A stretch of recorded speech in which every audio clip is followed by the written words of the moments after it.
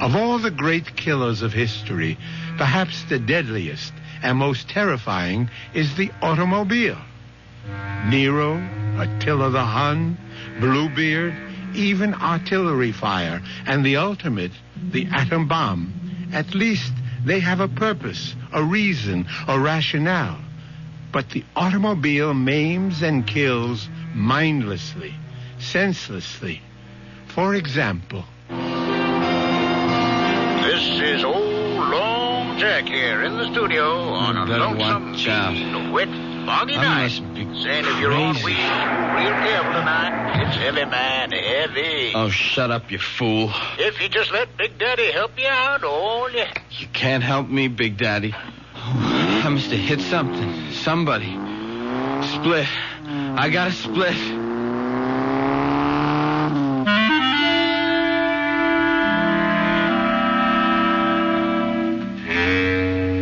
Our mystery drama, And Nothing But the Truth, was written especially for the Mystery Theatre by Ian Martin and stars Arnold Moss.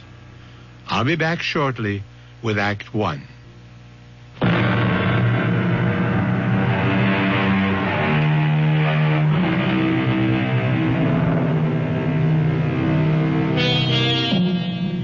Was the accident we heard a few minutes ago another statistic of the road?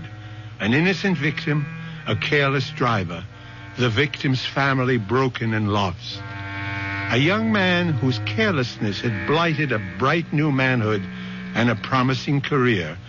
Or was the driver lucky this time? Lucky in a way far beyond his hope or expectation. We are about to find out with David, the young driver, as he paces his living room floor, waiting for his father to come home. Dad? David, what are you doing up at this hour? I didn't hear you come in. I thought you'd never get home. Where you been? Well, now do I have to start answering to you for my whereabouts? What? What? Oh, you mean like Mother? Yes, like your mother. I'm sorry, Dad. Well, for your information, I was working, correcting term papers. It wasn't that I... David, I'm very tired. You all right, Dad? You look like you had an attack or something. Well, don't be silly. I said I was tired. What's wrong with you? You've been drinking. Yes, I wish I hadn't, but I did. Oh, okay, son. Take it easy. Whatever it is, we'll work it out. Well, where's your sports car? Didn't you have it out tonight? Yes. I left it parked on the street. Well, you better put it away. There's no sense in leaving it out in this rain. Dad, I've got to talk to you. It's about the car. What about the car? I didn't know what to do. I hit the panic button. I ran. Well, what else did you hit?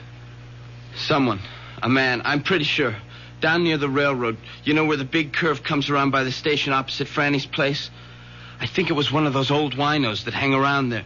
Dad, I swear I never saw him with all that rain and the fog. Was there anyone else around? I didn't see anyone. I should have stopped. But all I could think of was that I'd been drinking and the scholarship coming up, and if anything happened, it would kill Mom. And before I knew it, I was running away. I've been going crazy waiting for you to get home. I'm scared, too, but I guess I ought to go to the police. Does your mother know about this? No. Okay. When did it happen? 2:00, almost on the nose. 2 this morning? Yeah. By the railroad, you say? Yeah, I just came off Stratfield, and I took the corner into the big bend on Hills Point. I get the picture. Okay. Now go in the kitchen and wait for me. And no matter what, don't let your mother get involved. Where are you going? I'm going to have a look at your car. Well, I'll come with you. You'll do as I say from here on in. Now, you go to the kitchen. I'll be right back. What are you going to do? I'm not sure yet. But well, maybe there's a way to get off the spot.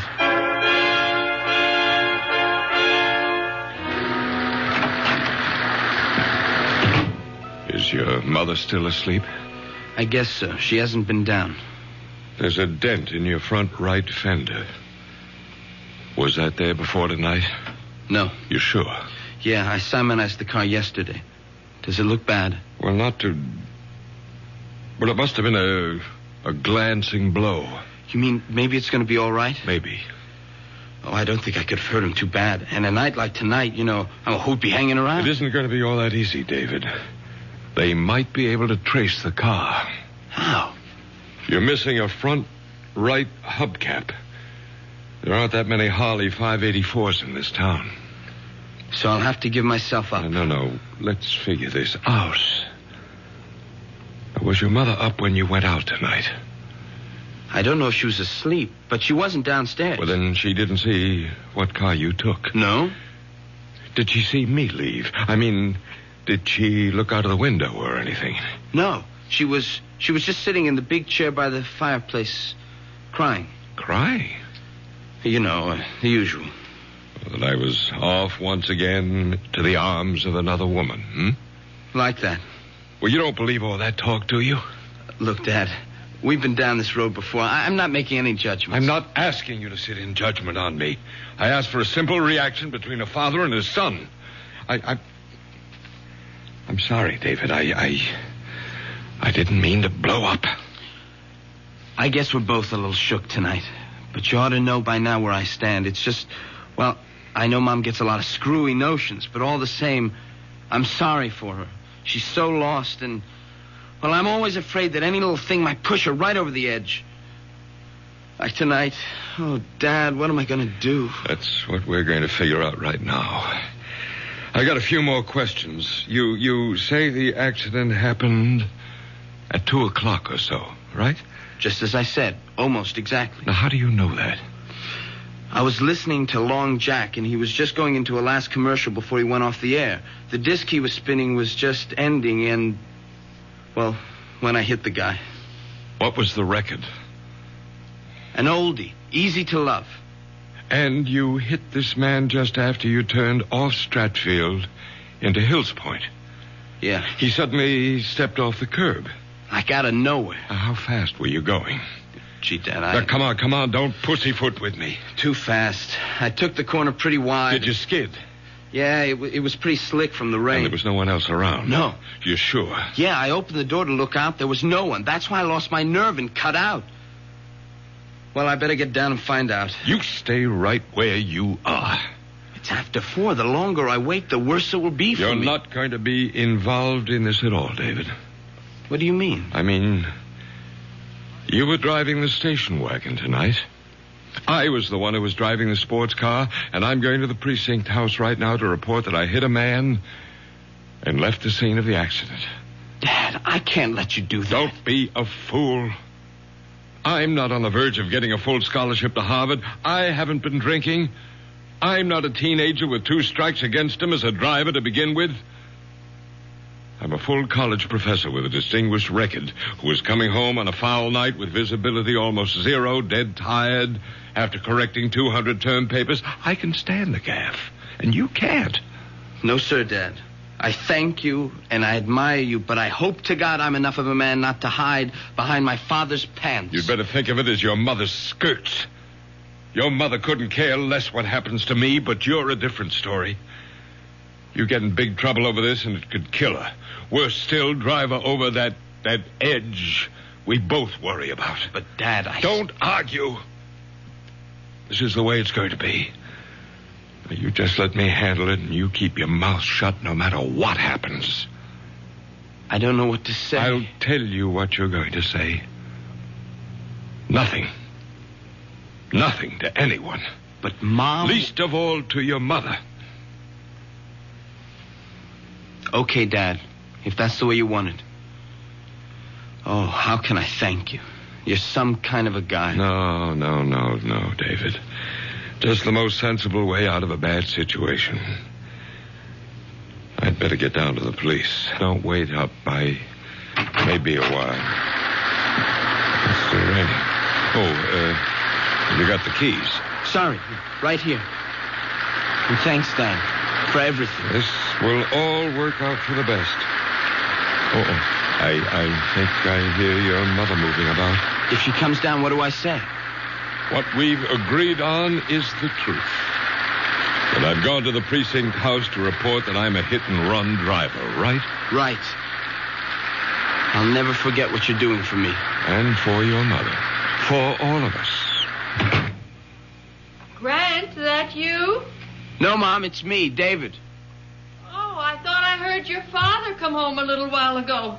What are you doing at the front door? Oh, I better come down. What's going on? I heard voices, angry voices.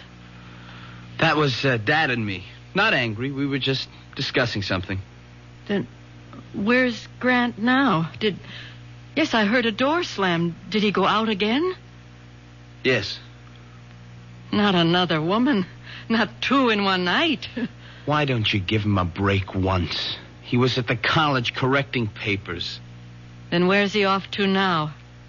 Mom, it's kind of damp in the hall. Let's go into the living room and sit down. Don't tell me he's finally taken off for good with one of his bed partners. Oh, Mother, have a heart. Why can't you see what a right guy Dad is? Maybe I've known him too long.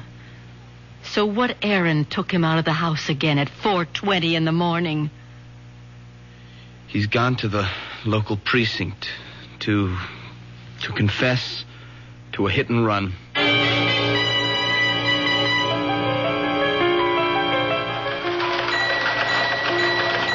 Yes, madam, I understand. I'll have some officers on the way immediately. Well, these are experts in the bomb squad. Oh, yes, ma'am. All the latest equipment. Thank you, ma'am. We do our best at the police department. Full moon time again, huh, Lieutenant? Oh, yeah, so the crazies are out on the broom tonight. There was some dingaling just saw a UFO land in her backyard. How was your hit and run? Oh, no sweat. Some old wino stumbled off the curb, got his rear end creased. They took him to St. Elizabeth's. Anything on the general bulletin? Nah, it's small stuff. Muggy in the 2nd precinct. It's a gas station hold up in the 5th. I want to hear something new. That's a 12th. Nothing. A code 2C, the man. Some citizen reports a smell of gas in his apartment house, possible suicide. It's nothing worth our brains. What's that in your hand? Oh, it's a hubcap. Clue from the scene of the hit and run. Oh, let me have a look in. English make. Probably from a Harley. Or some sport car like that. Found on the scene? About 75 yards away. No proof it had anything to do with the hit and run. How's the victim? Condition fair. When the ambulance picked him up, he only got struck a glancing blow. That still don't make no never mind. The perpetrator cut out. I want him brought in. Oh, so do I. But it may be a little rough. Even if we find the car this belongs to, it doesn't prove it was lost hitting the victim. Could have been loose and just fallen off. So you think we don't make the guy, huh? My educated guess is that the odds are not so high. Yeah, Brady, what is it? You don't say. Right with you now, huh? Well, how about that? Yeah, bring him right in. Educated guess, huh? I was wrong. Couldn't be wronger. Guy named Williams just came to the desk and confessed to making the hit and run. He's on the way in. You and he should get on together just dandy. Guy's a college professor.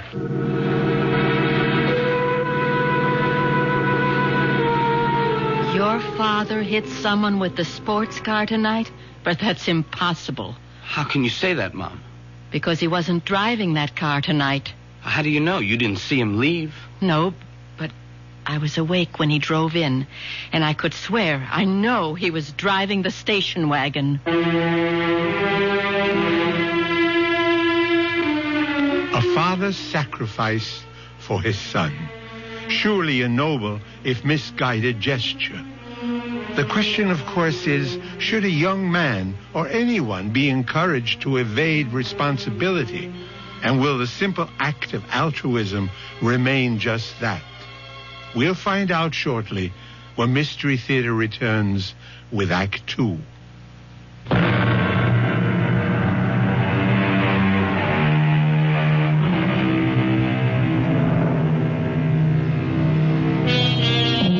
A precinct house in a large city, even at the best of times, is never the most prepossessing spot. In the dog hours of the morning, Dusty, dingy, tired paint peeling from the walls, half-empty coffee containers with cigarette butts floating in them. It's certainly one of the most depressing times.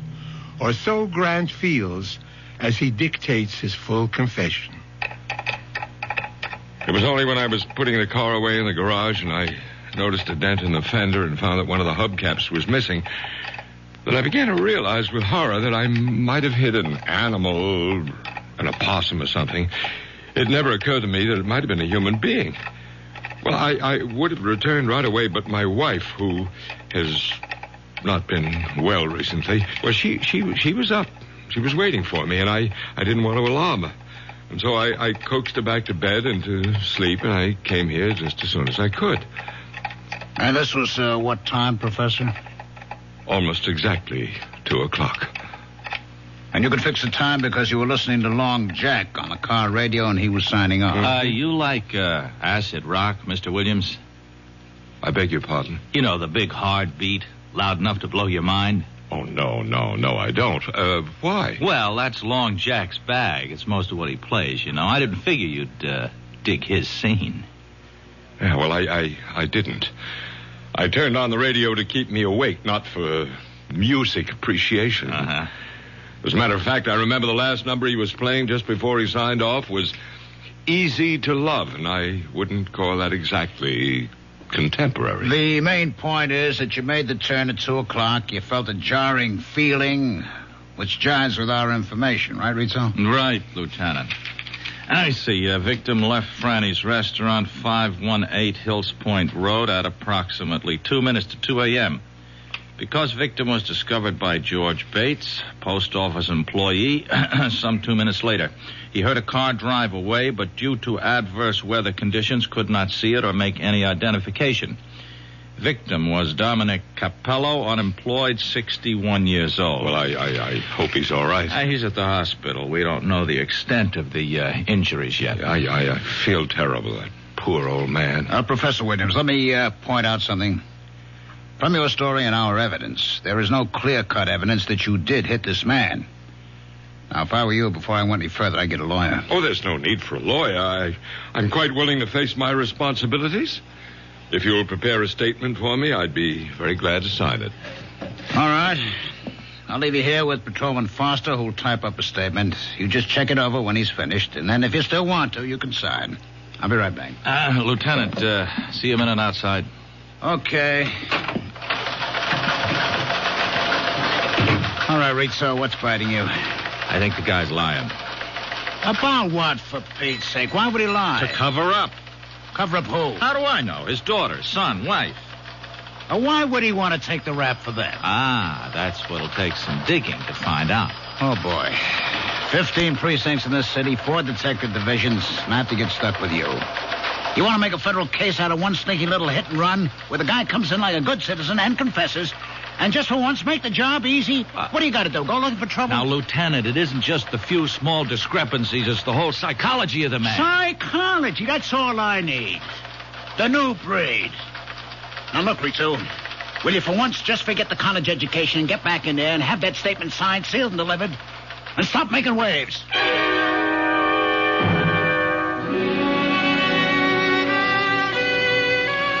Mother, please, will you let well enough alone? I've kept quiet about too many things for far too long, but I can't let this go.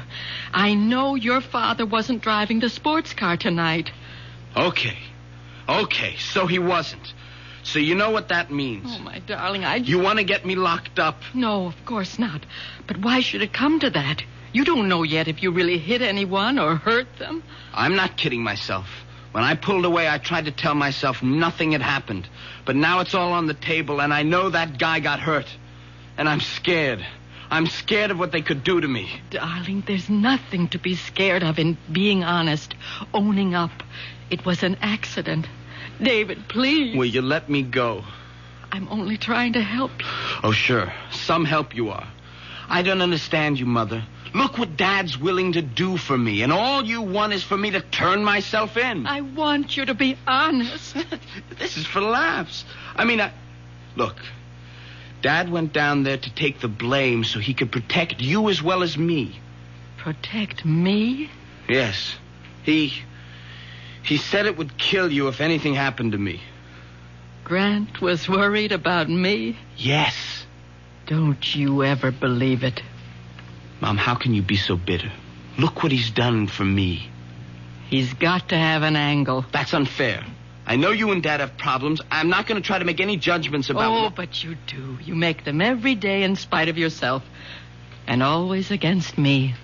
Mother, I've had just about as much of this as I can take. You know, the curious thing is that I know you love me in spite of everything. Just give me a moment. What is it?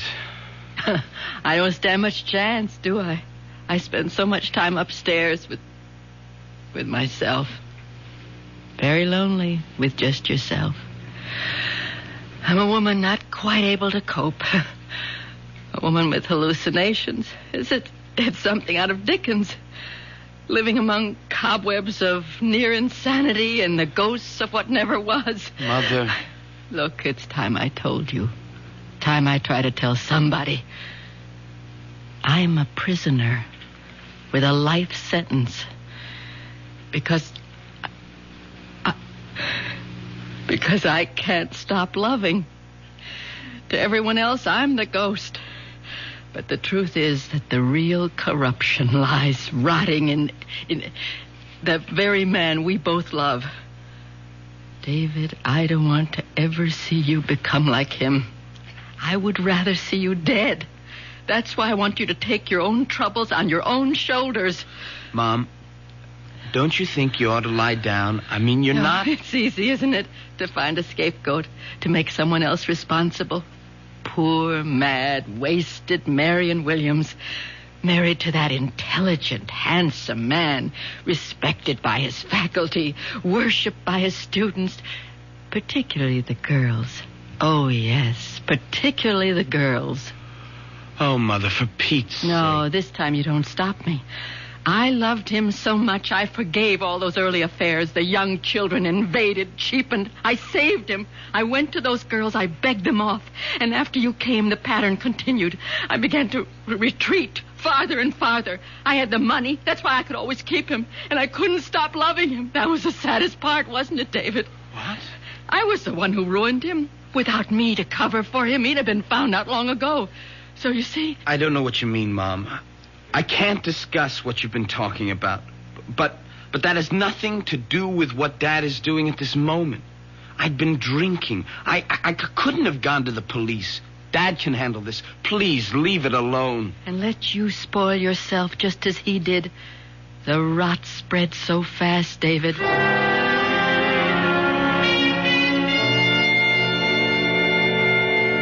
The incident was totally minor in mine till I returned home, found that there was a dent in my front fender. Well, I've read this through, Lieutenant, and there's nothing here that isn't consonant with my earlier confession. It's a formality, Professor. I prefer to have you read it aloud before you sign the statement. If you insist. It's better, Professor Williams. There is much more. Go ahead. It's quite evident that I must have been responsible for striking with my automobile one Dominic Capello, 61, at approximately 2 a.m. on the above date. This statement is a true and unsolicited confession of my responsibility and... Excuse me, Lieutenant. Have you warned the professor again that he should have legal representation? No, I don't need a lawyer. I'll have to warn you, sir, that you may. The man was hit, just died in the hospital without regaining consciousness.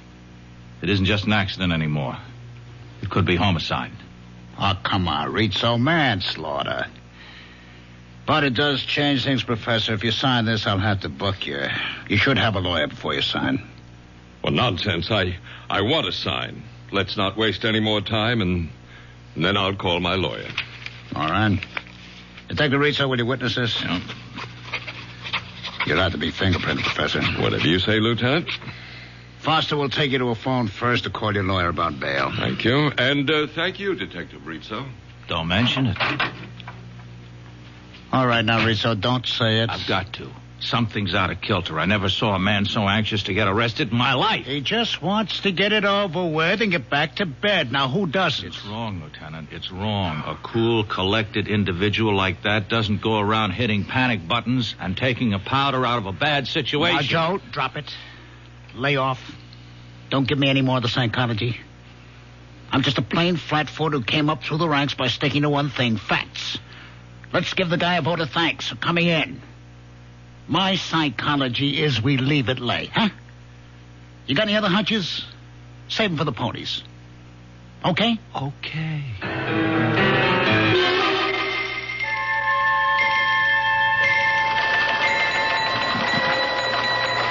What's on the bulletin, Rizzo? Oh, same old noise, nothing special. They picked up that mugger in the second, a repeater. What's happening with Professor Williams? Huh? Williams, the professor. You remember the guy we spent most of the night with? Oh, yeah. Well, he got fingerprinted and his lawyer sprung him. He's going home. Hey, look at this, Lieutenant. What? That code 2. See the man in the 12th? That suicide was no false alarm. There was a DOA. Only now it looks like homicide. They figured the girl was strangled before the gas was turned. Oh, what do I care about some dame in the 12th? The 7th is my baby. Let the 12th worry about their headaches. I'm taking you off.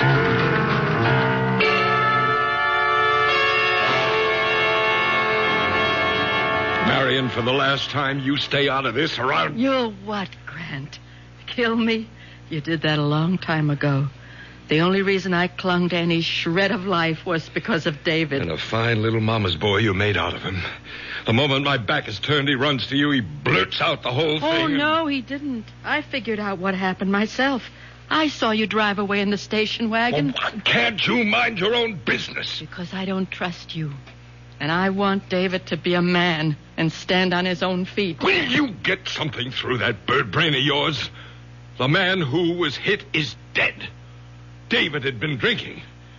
You won't be emancipating your son. You'll be burying him in jail. Is that what you want? You're hurting me, Grant. Is that what you want? Or will you keep your mouth shut and allow me to do something for my own son? Please, let me go. Not until I get your promise to leave things as they are. I don't want David to go to jail. All right, then. I can trust you. Yes. I only wish I trusted you. You've never done one unselfish thing in your life, Grant. I only wish I knew what it is you expect to gain this time.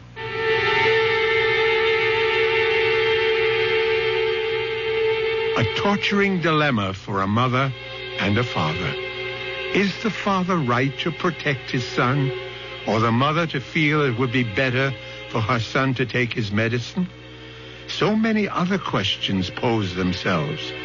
Questions which will be answered when Mystery Theater returns shortly with Act 3.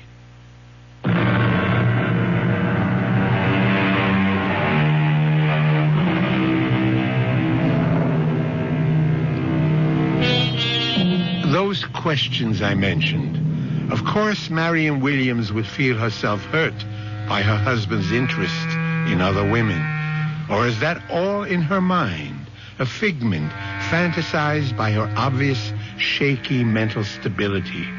But then there's also the doubt of Detective Sergeant Rizzo. Let's follow him for a moment.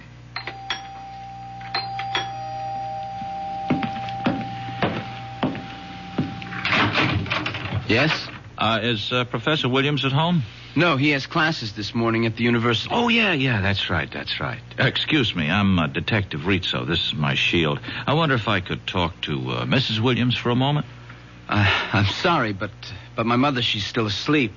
She's kind of an invalid. Oh, well, and I wouldn't think of disturbing her. You're Professor Williams' son, huh? Yes. Well, then how about you take the chain off the door and I step in and ask you a couple of questions? Have you got a warrant? Have a warrant? Now, what would I want a warrant for? Look, don't let me being a cop scare you. Oh, I'm not scared. You always keep a chain on when you open the front door? No, look, I'm sorry. You're wasting your time. My father told me not to answer any questions. Oh, then you know about the accident last night, huh? Yes, but I'm sorry. I've got to close the door. You drive, kid? Sir, your foot's in the way. Oh, yeah. Yeah, so it is. Anyway, I figure you drive since you got a license. I looked it up in the bureau. Would you move your foot, please? Hold it just a minute. Here's your newspaper, huh? You might want to read about the accident. Page 4. You know, check out the details. Thanks for the paper. Sure. Here. Will you let it go, please? You, were not driving yourself last night, were you? I'll take the paper. Yeah. And now I know my hunch is right.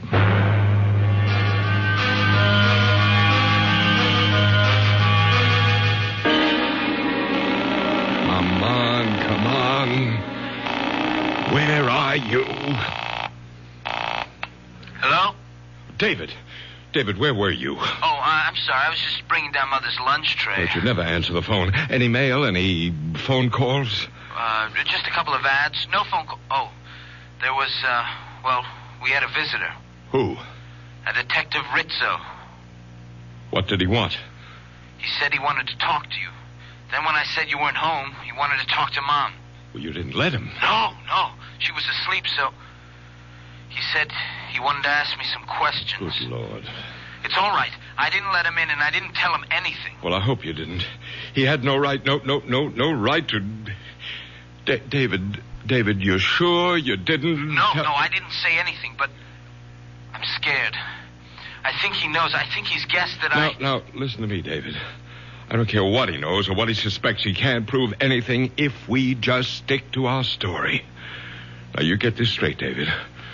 I'll kill you if you let me down.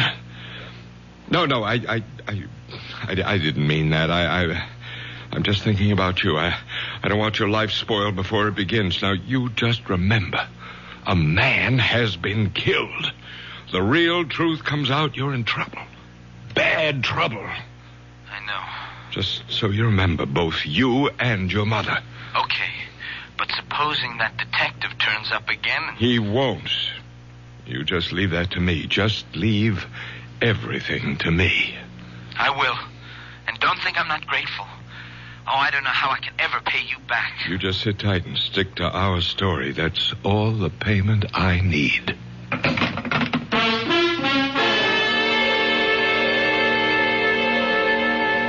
I quite understand, Professor. Detective Rizzo exceeded his orders.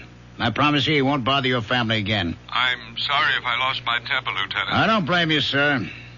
You'd feel better if you could get a load of how I'm going to lose mine. Get that note, Professor. Detective Rizzo check in yet? All right, tell him to lug his rear end here on the double.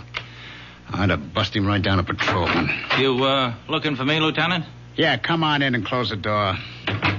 Jarvis on the desk tells me the Williams guy was on the phone having a fit. Didn't I tell you to stop making waves? Well, yes, Did Lieutenant, I tell you but the Williams case was closed? it can't be closed as long as there's a charge. That's up to the judge. Now, we've done our part. We have a statement and a confession. That's all we're supposed to provide. Uh-huh. A phony confession. What does that mean? Now, look. That professor has a kid. Around 17, 18, huh? I talked to him today. I'll lay you dollars to donuts. He was the one driving the car when that accident... You have any proof of that? No, but give me an hour with that kid and I'll crack this case. Detective Rizzo. Strong-arm methods from a member of the new breed? I thought today's young cop was exchanging the third degree for a college degree. You know I didn't mean anything like that, but if you just give me a chance to get to the bottom... Why would a respected college professor, a guy as prominent in this town as he is, why would he risk his reputation to cover up something his son did? I don't know. I mean, this guy's a teacher. The last thing in the world he'd do is let his son run out on a responsibility. Yeah, that's the way I see it. Psychologically... Psychologically. Now, let's not get tangled up with that bull again, huh? We have a confession, Detective Rizzo. Lieutenant, give me a break. I got the strongest hunch. It isn't any stronger than mine. And mine is, if you don't let this lay like I told you, you're going to be back in your boondockers walking a beat as far uptown as these city limits stretch.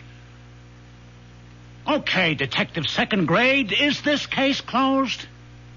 Or like you say, the case is closed.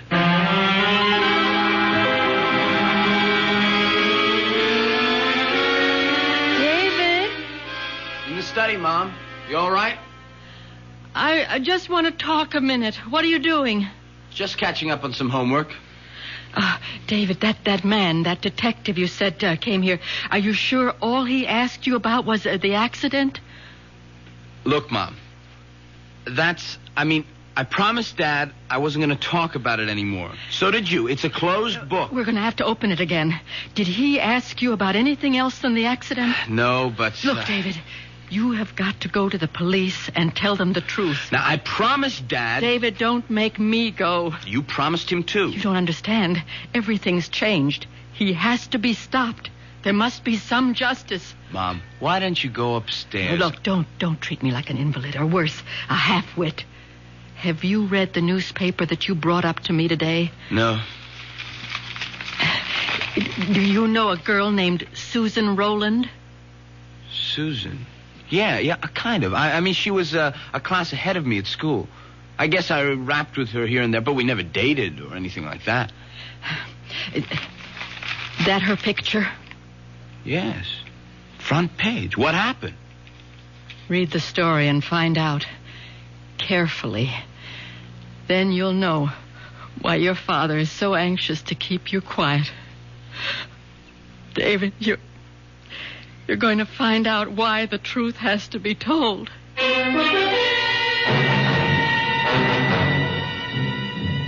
Lieutenant Klamath here. How's everything with the tough, John? You know how it goes with lieutenants in the police department, from bad to worse. A little favor, George. Name it, you got it. You see the DOA we had on the bulletin? Possible suicide, now definitely homicide. The picture in the morning paper? Yeah, that's the one. Susan Rowland, 19 years old, college student. We're running a routine check on all our acquaintances. You got a make on anyone? No. Fingerprints all over the place, but not even a warm lead. Uh-huh.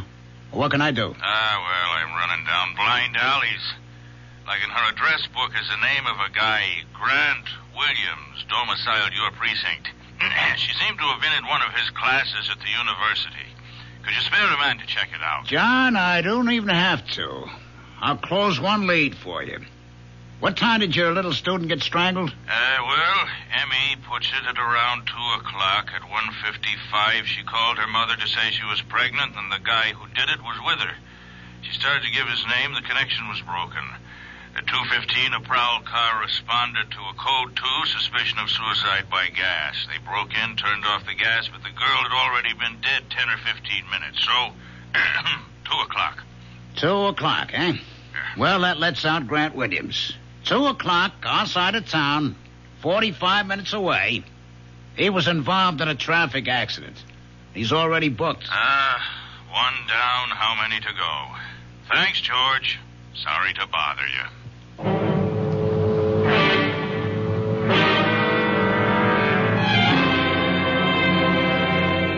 How long ago did he leave? Too late for you to stop him. Oh, I ought to kill you for this. Like you did that poor little girl. No. I didn't mean to.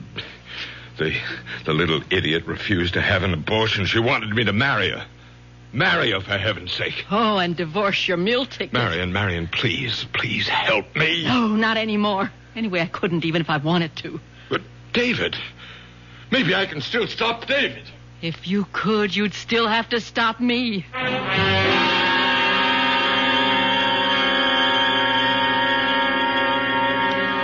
And everything my father testified to in his statement was true, except that it was me who was driving the car, not my father. I hit that man, panicked, and drove off. Well, don't look at me, Lieutenant. I have nothing to say. You wouldn't have to, Rizzo. I know the boy's telling the truth. Yeah, you were right all along. I had a phone call about a half an hour. I demand to see my son. It's all right, Sergeant. Let him in.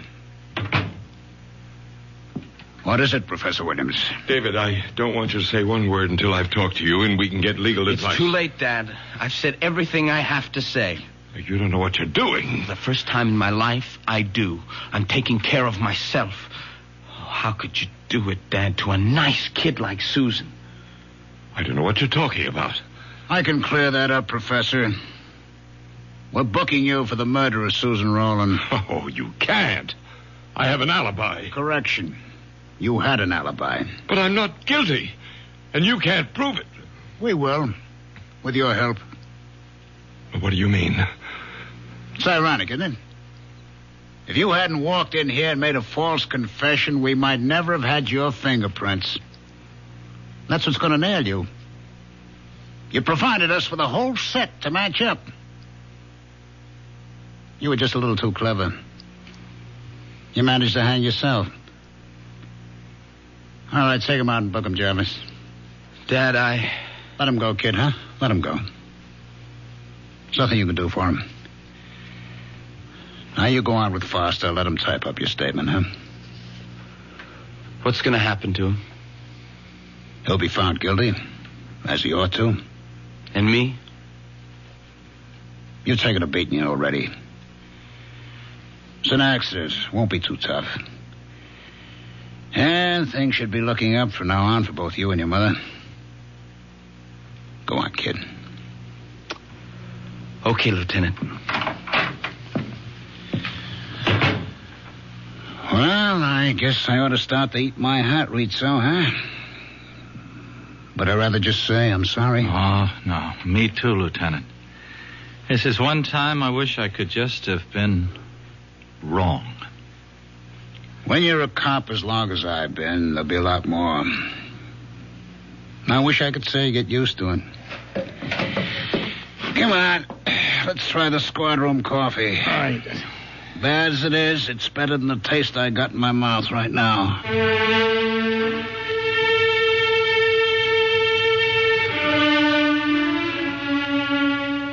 I'll be back shortly with a final thought. So Marion's intuition was right, along with Sergeant Rizzo, and David made the first long stride towards being a man. Something else I'd like to say about that. Not every story must have a moral, but I believe this one has. Not that crime doesn't pay, that's obvious, but that the acceptance of responsibility is a cornerstone of life. It is written, "You shall know the truth, and the truth shall set you free." Our cast included Arnold Moss, Ralph Bell, Clarissa Blackburn, William Redfield, and Christopher Tabori. Associate Director, Marlon Swing. This is Hyman Brown, Producer-Director, inviting you to return to our Mystery Theater for another adventure in the macabre. Until next time, then, pleasant dreams.